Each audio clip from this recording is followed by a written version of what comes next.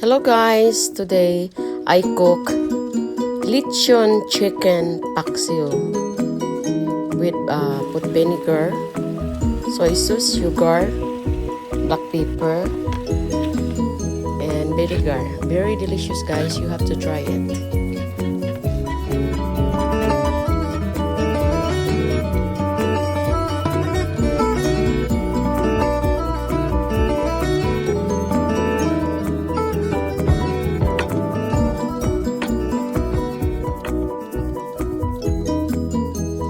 First, I need to put 2 tablespoons of olive oil or vegetable oil, 1/2 onion slice. And when the onion is half cooked, then you have to add the fresh 3 cloves of fresh garlic.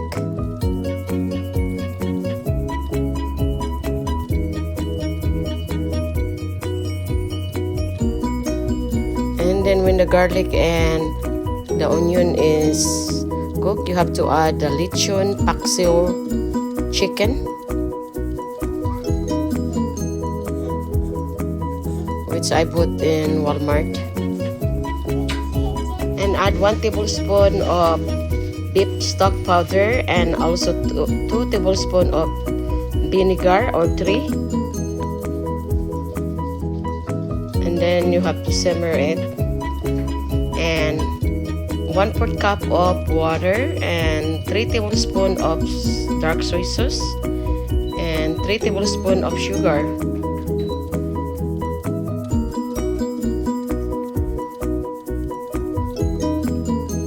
And then you have to mix it well.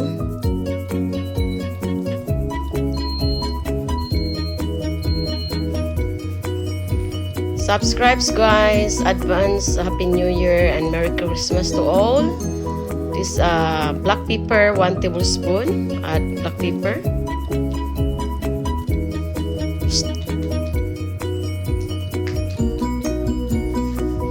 Subscribe, likes, and please leave comment, and don't forget to post the notification bell so every time I upload my video you always updated.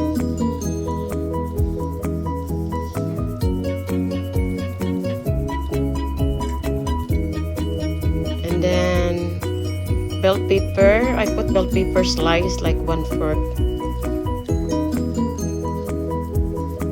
and little bit another vinegar, and then simmer it until get the sauce get sticky.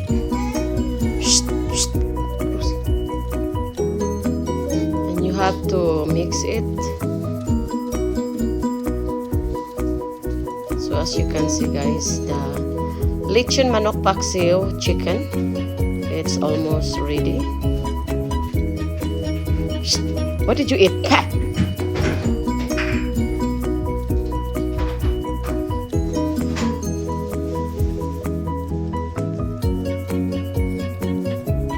And also 2 tablespoons of cornstarch with water to make the Lechon paksiw get sticky.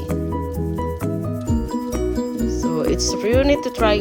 It's very delicious, and this chicken is like our leftover, which I bought in Walmart, and now the chicken is ready to serve.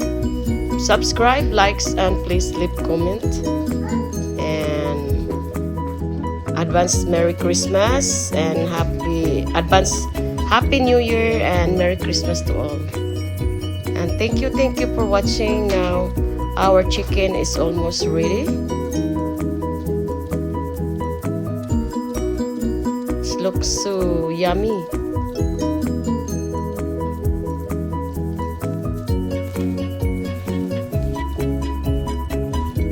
Now it's ready to serve. Normally we eat this with rice, hot rice. And thank you so much for watching. Subscribe, likes, please leave comment and share if you like my video. And advance Happy New Year and Merry Christmas and Happy New Year. Thank you for watching and visiting. Thank you to all your support. Please support my channel and don't skip the ads.